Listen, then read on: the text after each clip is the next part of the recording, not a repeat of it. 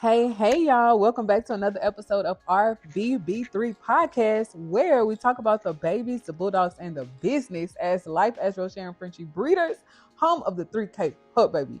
I am your host today, Miss Dreeks, and I'm here with my lovely husband, Paid to Deliver. Hey, everyone.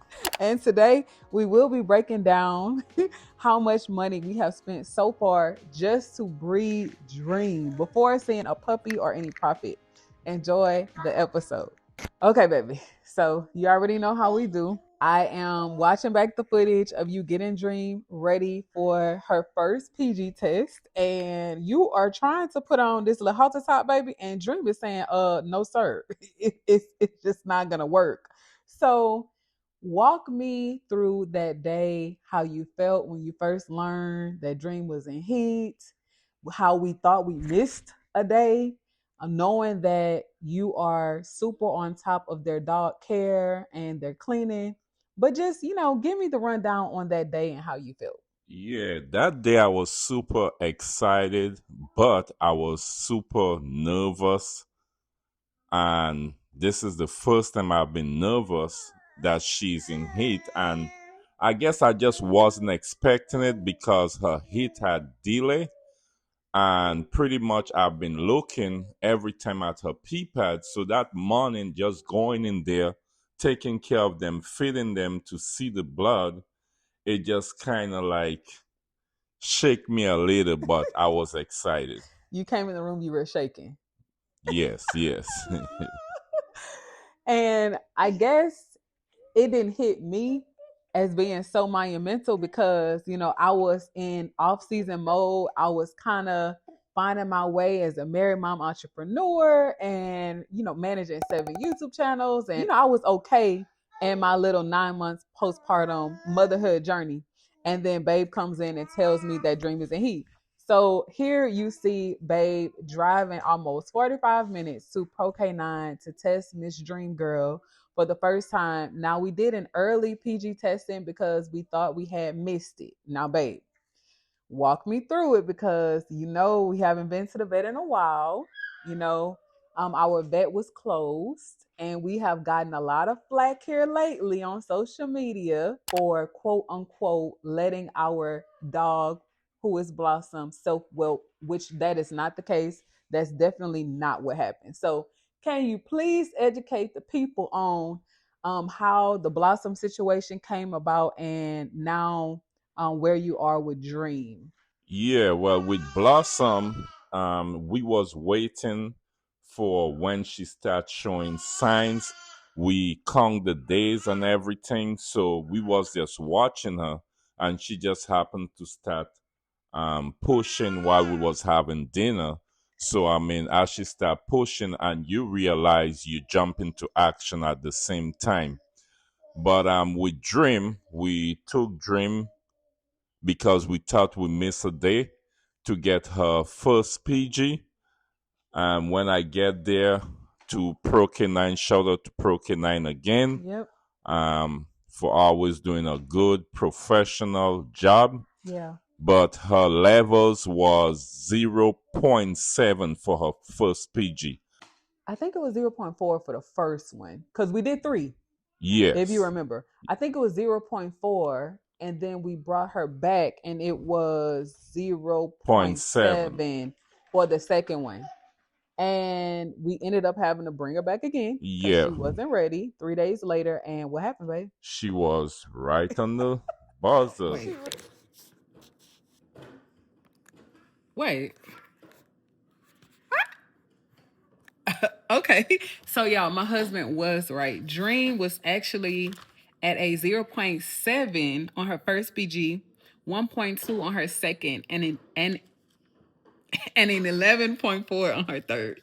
He was right. I was wrong. At 11.4. 11.4, and is very good to catch them when they between 10 and 20. That's a very, very good time to catch them. So she was at 11.4. That was great.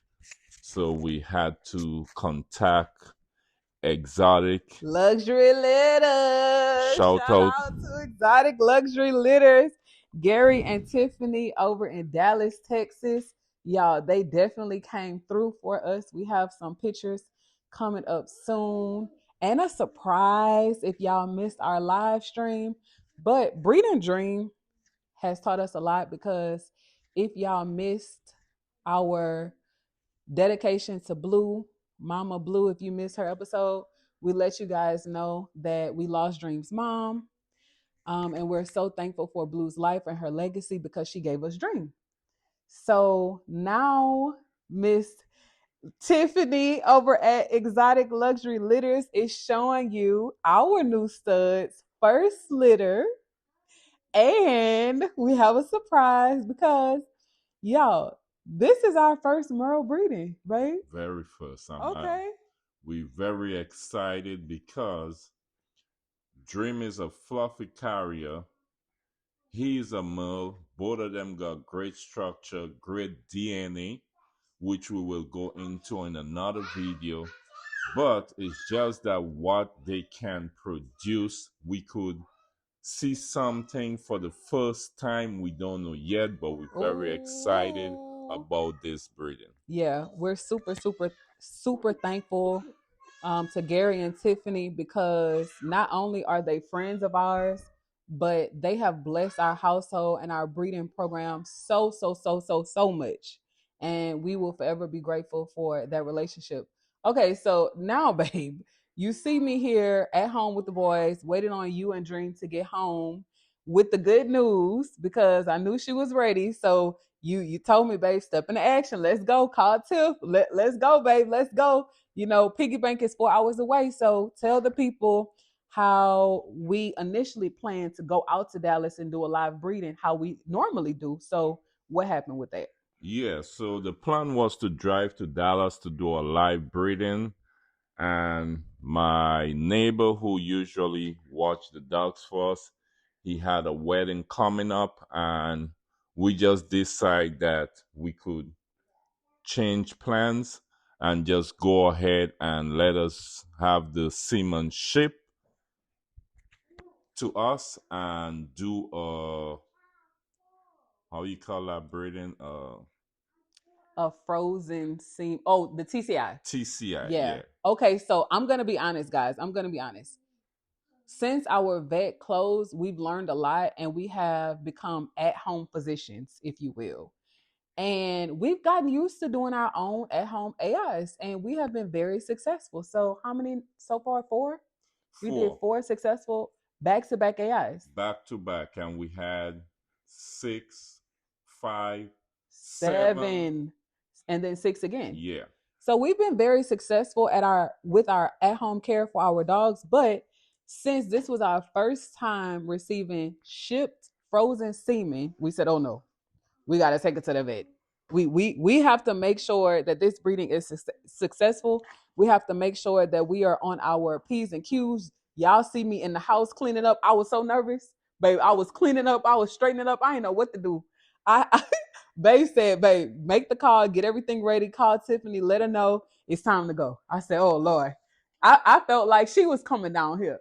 Yeah, but the good thing about it, 2 of us think alike sometimes. We knew she was going to be ready, but we still want to make sure not because your Frenchie might be consistent. Sometimes there might be a little throw off in certain hit, but we just wanted to make sure that she had the right number, right? Because we wasn't using our inside stud. Yes, we was getting semen shipped. Yes. So this breeding is a lot of firsts for us. It's the first time that we have had to lock in a stud. Normally, when we want to use a stud, we buy the stud outright and we bring him in-house. We groom him, we train him, we incorporate him into our breeding program. So this was the first of many. We locked in the stud months and months in advance, which is Mr. Piggy Bank. And then we were just waiting. At that point, we were waiting on Dream to come into heat. She was supposed to come into heat and correct me if I'm wrong, babe, September, yeah. September of 2025. Yeah. And we are sitting at January 2026. So October, November, December, my girl's 4 months late. Yeah. So either we missed it or she just delayed. Right. Okay. So either we skipped the heat and we gave Dream a break, or she was just extremely delayed. But all things happen for a reason, and we say that all of the time. Dream came into heat exactly when she was supposed to. We have gotten closer with our boys. We've been able to travel. YouTube invited us to LA. We've done some great things while we were on break, and now we are back in breeding season. Okay. So, babe, tell me how you feel breeding your first Merle litter with your foundational female Dream. Now we have 2 kids. Okay, both of them are walking and getting into stuff. We have 7 YouTube channels. So much have changed. You have your own platform now, and you're building your own community.